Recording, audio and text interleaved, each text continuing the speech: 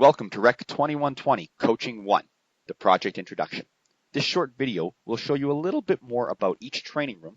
As well, by the end of it, hopefully you will understand how each training room relates to one another. In training room 1, you're going to create your own youth sports association.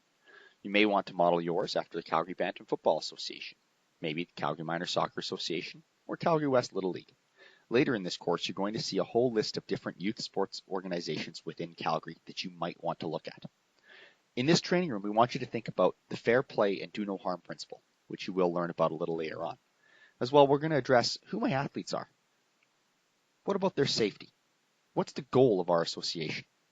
You want to think about risk management, the role of the coach, and maybe even start to look at what is team building and how might you foster that within your association.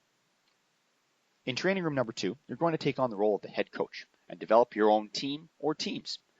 For example, the Calgary Falcons Football Association is broken down into different teams based on age: Atom, Pee-wee, and Bantam.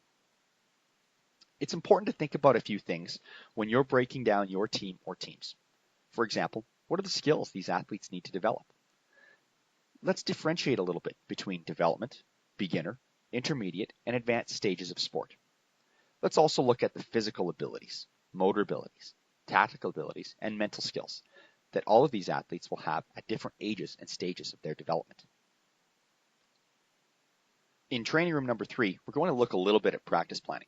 We want to think about the warm-up, the main part, which is where your athletes learn their skills, the cool-down, and the conclusion of practice. We want to think a little bit about the appropriate time that you need to set aside to teach each skill or drill. We want to look at what the NCCP challenge zone is and how that's going to affect your planning of practices. We'll look at different types of practice models, such as progressive, whole, or variable practices. We also want to consider age, stage, equipment, and facilities. This is where you're also going to lead a practice, so partnering with that community association is going to be really important for training room number 3. Finally, training room number 4.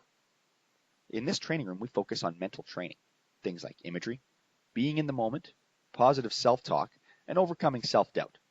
We want to think a little bit about mental training and the ideal performance state, which we'll look at a little more closely later on in the course.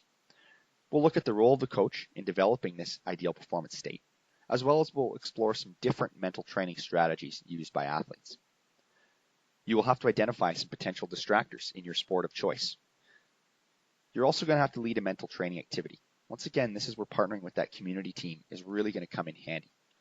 Not only are you going to get to actually put some of this stuff to practice, but some of the things that they do might give you a chance to focus a little bit and question some of the choices you've made for your association and your team as a whole.